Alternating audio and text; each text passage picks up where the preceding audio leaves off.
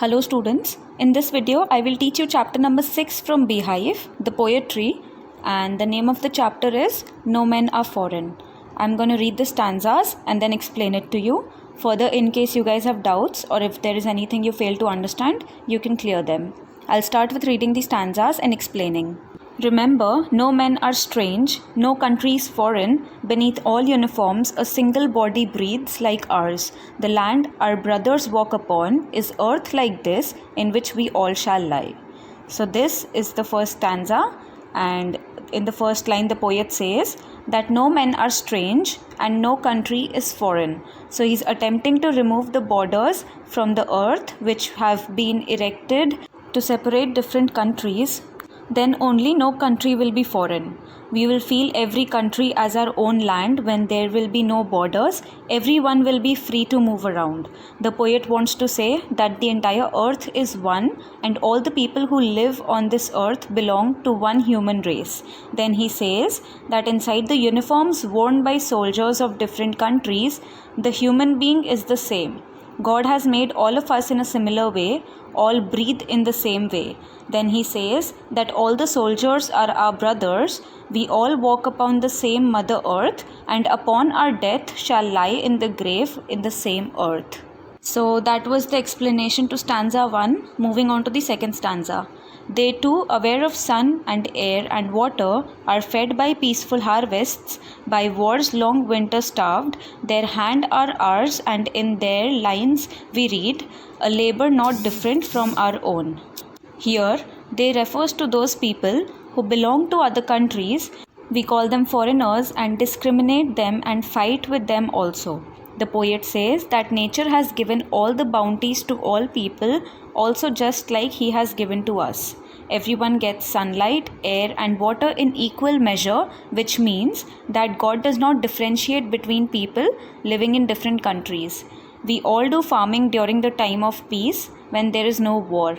We live a relaxed life and eat the things given to us by nature. Further, he adds that the way we starve during the wars and winter time is the same for those belonging to other countries. Even they don't get food at that time. So he wants to say that foreigners who belong to another country and we both are same.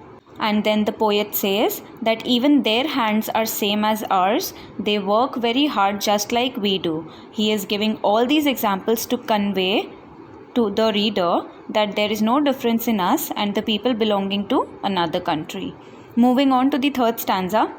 Remember, they have eyes like ours that wake or sleep, and strength that can be won by love. In every land is common life that all can recognize and understand. So in this stanza, the poet asks the readers to remember something. He says that we should keep in mind that the people of another country, whom we think to be our enemies, have been bestowed by God with similar appearance like us. God has given them eyes like ours, which open when awake and close when we are asleep. Similarly, he has given them strength which we can win through love. Then he says that in every country, in every land, there is one common thing, that is life. Life means all the things that are living. And if we can recognize them and if we can understand their feelings and realize that they are like us, then there will be no fights and wars between us. Moving on to the fourth stanza. Let us remember, whenever we are told to hate our brothers, it is ourselves that we shall dispossess, betray, condemn. Remember, we who take arms against each other. So in this stanza, the poet says that we should remember that whenever someone tells us to hate a person from another country, to think him as our enemy, and whenever we think someone to be our enemy, then we deprive ourselves, we cheat ourselves, and we condemn ourselves. He says that we should stay away from such negativity. We should not consider anyone to be our enemy. During a war, both the parties must bear the loss. And that is why the poet says that war is not in one favor. He says that whenever we pick any weapon against someone, we should remember one thing. Now what is that thing? We'll get to know in the fifth stanza. So moving on to the fifth stanza.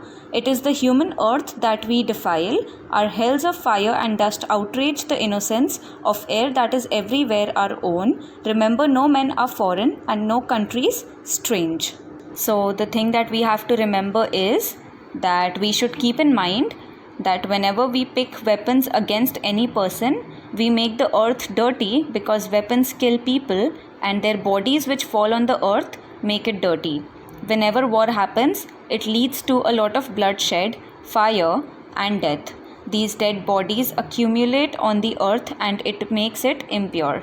The fire of war which erupts, the smoke which comes out, the dust which fills the air, it is so dirty that it pollutes and outrages the purity of the air. With all these things, the poet wants to give us a message that we should not indulge in war.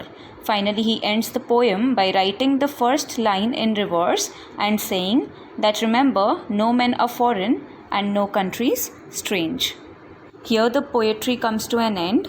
Basically, the title No Men Are Foreign means that no men belong to another country. The poet wants to say that all men are same, all men are equal. He wants to promote the concept of universal brotherhood. In this poem, the poet wants to tell us that everyone in this world is same.